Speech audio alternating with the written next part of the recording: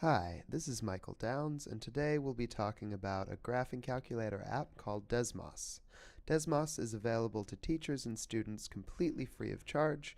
It works on desktops, laptops, tablets, smartphones, anything with an internet connection.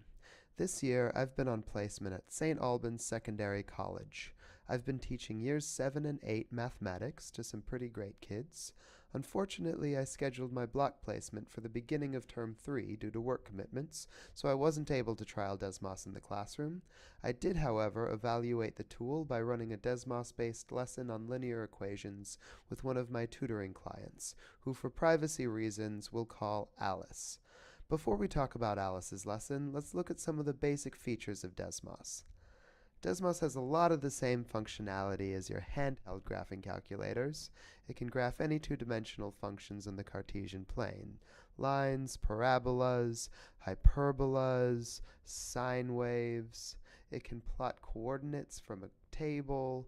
It can graph more advanced functions like circles and inequalities. And you can set the domain to shape your functions. You can add what they call sliders to experiment with how changing coefficients and variables affects your graphs. Now, what I really like about this software is that students get instant visual feedback. You're not spending several seconds on each problem with your pen and ruler drawing out x and y axes by hand. You just type something in and there you go. We know that feedback is one of the high-impact teaching strategies recommended by the Victorian Department of Education. This software takes some of that workload off of the teachers in that department. Now, teachers can also use Desmos for classroom lessons or homework assignments. There are all kinds of learning activities around algebra and geometry. Some are dry and academic, but I've built a linear equations lesson off of one of the more fun features called marble slides.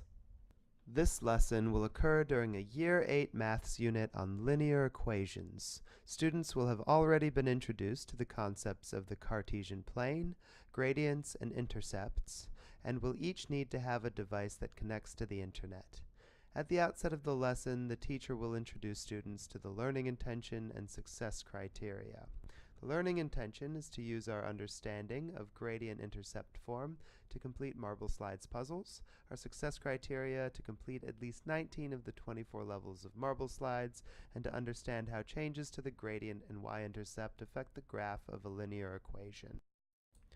Then, students are instructed to connect their devices to student.desmos.com and to enter the class code. Ours is EMM-F4K. From here, students can dive into the puzzles. Students will receive a simple set of instruction. The goal is to run over the gold stars with our marbles. We'll need to use linear equations written in gradient intercept form to steer the course of our marbles. In this case, our gradient is looking fine, but we'll need to perform a simple transformation by rewriting our intercept as 3. And now you can see our marbles hit those stars with a TKO. So we've got a whole series of problems like this. Some make us think about changing our domain, some require us to plot multiple lines.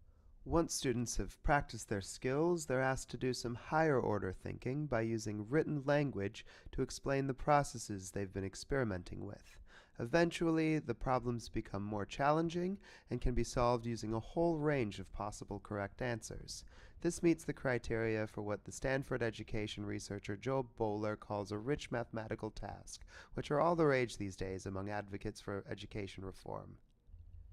As students complete the tasks, the teacher can observe their progress in the dashboard and check in on student answers, formatively assessing how well students are able to complete the work and supporting individuals who aren't engaging or understanding the material.